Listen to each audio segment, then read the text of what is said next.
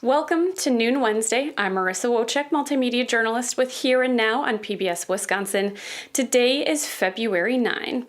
Questions about how police use force have been renewed after an officer shot a black man in Madison during a, quote, multi-jurisdictional arrest effort on Thursday, with the Dane County Sheriff's Office offering few details about the, quote, officer-involved shooting where, quote, shots were fired.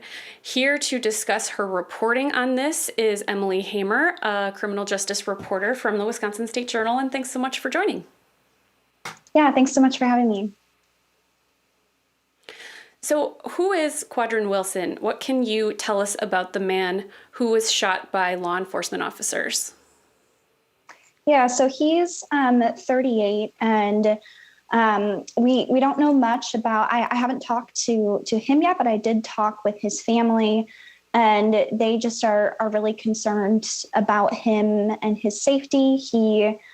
His mother said that he was shot and that he recently went through surgery and he's now in the Dane County jail. The Dane County Sheriff's Office said that he was wanted on a warrant from the Department of Corrections, but we don't know what that warrant is or why police were after him, because police have not said at this point. So can you run us through the timeline of events as you understand them? What happened during this officer-involved shooting Thursday morning on Madison's Far East Side?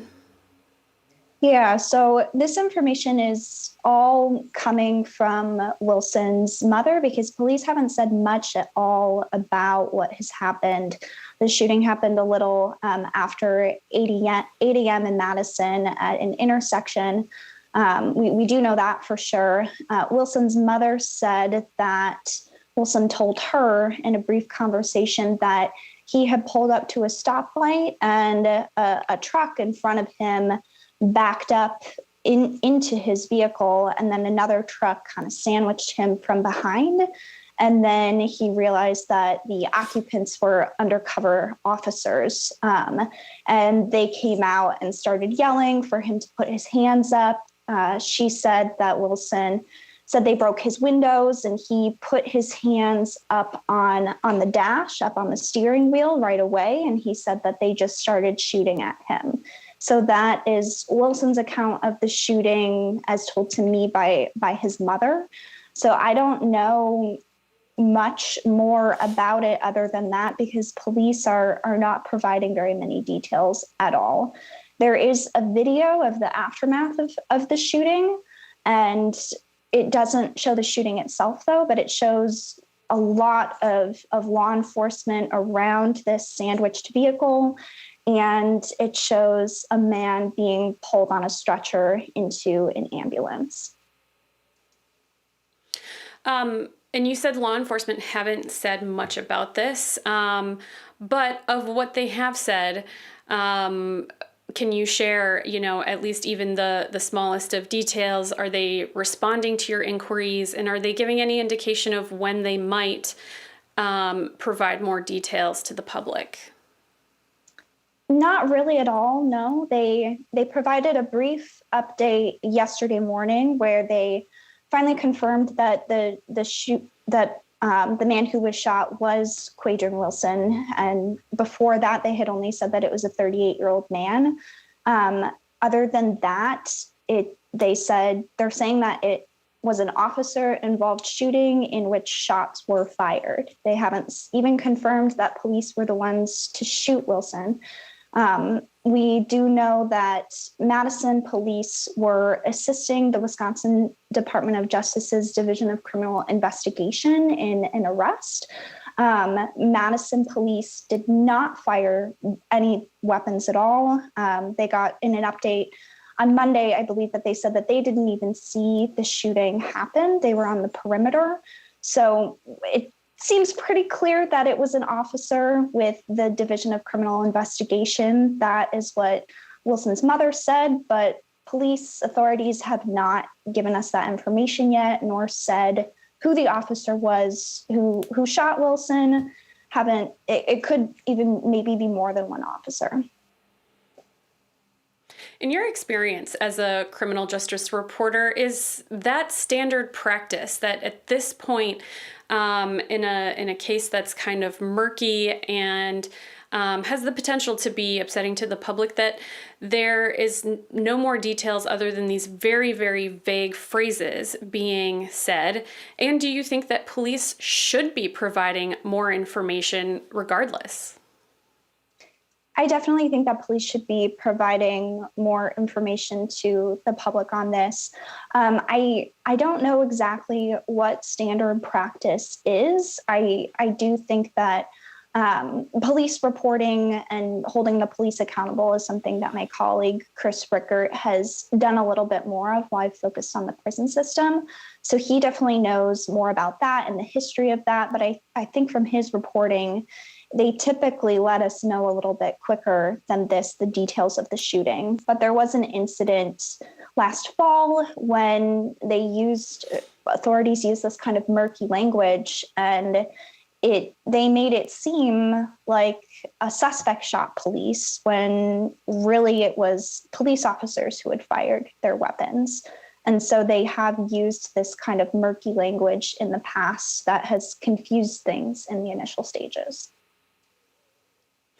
Quadron Wilson has undergone surgery, as you mentioned, for his injuries. How extensive were those injuries, and have you been able to reach him for comment at all? We have not been able to reach him yet at this point. I'm also not sure how extensive his injuries were. His mother said that when she talked with doctors that they said that his injuries were in the back and that he was shot several times in the back. They were very worried. When I spoke with them on Saturday, they hadn't gotten an update yet. So they were worried, wondering if he was even alive. But he did make it through surgery okay, and he is in the Dane County Jail. They said that he is not doing great. I don't know exactly what that means, though, but he is alive. So that's about all we know. And you mentioned you spoke with his family members, and his mother shared what her son told of her about the incident, which you've already shared a little bit. Can you tell us anything else that she relayed to you? One thing that I hadn't mentioned yet was that she said that Quadron Wilson was unarmed in the shooting. She said that he told her he didn't know or understand why police were after him, and that he believes he was shot in the back at least 5 times. He told her that he heard maybe 20 shots. We don't know how accurate that is yet. Haven't gotten much confirmation from the police, and the video of the aftermath doesn't have the shooting and also doesn't have sound. So there's still very little information about it, but we do know, according to his mother, he was unarmed.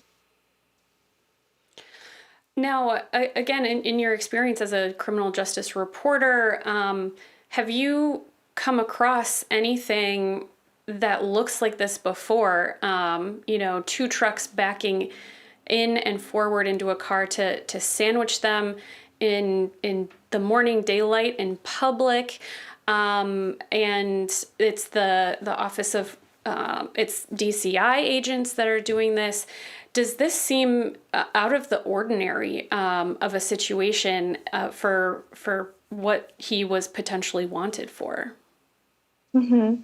Yeah, I haven't seen anything like that before. I know that I covered some of the protests in the summer of 2020 after the murder of George Floyd, and I saw police pull up in an unmarked vehicle and take a suspect into the car just kind of by surprise. It felt like it was out of nowhere.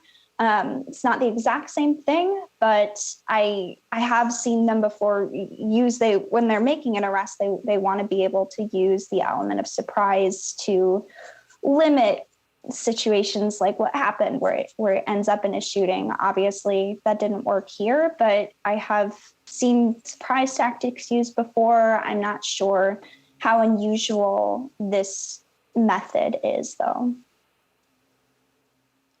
Now, given all of the different jurisdictions that are involved, the Dane County Sheriff's Office are the ones that are investigating. Why are they investigating this incident?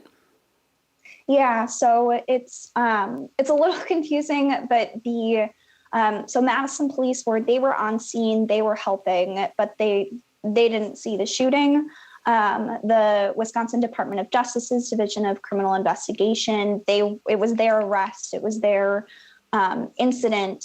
Normally, when there's an officer involved shooting, the state's Division of Criminal Investigation is the one who leads those sorts of investigations. So it's kind of an outside agency that is looking into whether there was any wrongdoing by the authorities. But since the Division of Criminal Investigation was involved, the Dane County Sheriff's Office is leading the investigation of this quote officer involved shooting, since they were not involved at all in the incident itself.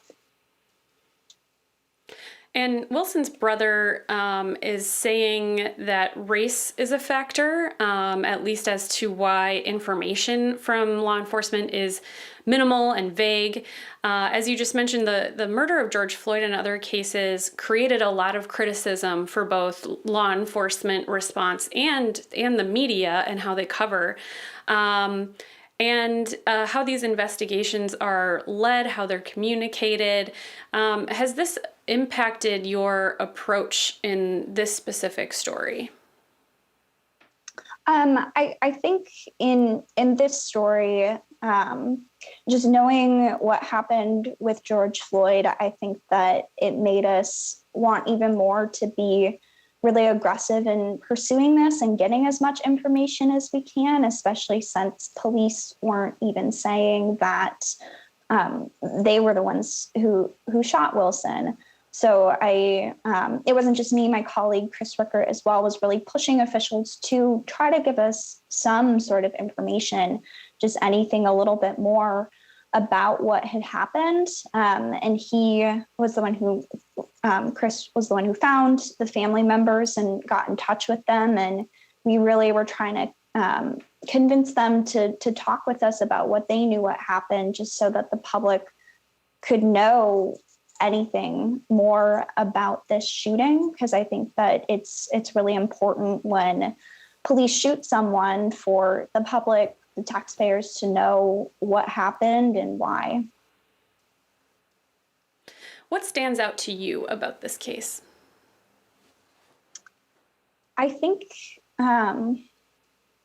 just what's has stood out to me is just kind of how frustrated his family is, and how when I talked with them over the weekend, they couldn't see Wilson and were really upset by that. They didn't know how he was doing. They couldn't hear anything from him. He wasn't able to see his lawyer while he was in the hospital. Wilson is in custody, so that's part of why that they were not allowed into the hospital to see him. But they just were really worried about him and wanting answers, and the authorities weren't giving them much of anything at all for answers. And Maine Morris, Wilson's younger brother, he just was very emotional. He feels like police tried to kill his brother. And it just is, the family really wants answers on this. And I guess what sticks out to me is that authorities aren't giving much of that at this point.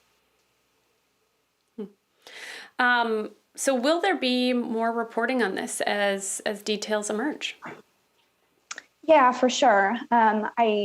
Authorities have said to just kind of, the Dayton County Sheriff's Office yesterday said that they're asking the public to be patient. They say that they are going to be releasing more information on this. We're not sure when that will happen, but I do trust that they're going to let us know more about why they were after Wilson, why this arrest was so aggressive. And we should hear about that. I don't know when, but we should hear about it. Well, we appreciate your reporting and your colleague, Chris Rickert, and we'll be following as more of those details are reported. Emily Hammer from the Wisconsin State Journal, thank you so much. Yeah, thank you. For more from Here and Now and PBS Wisconsin, you can visit pbswisconsin.org/news. And thank you so much for joining us on Noon Wednesday.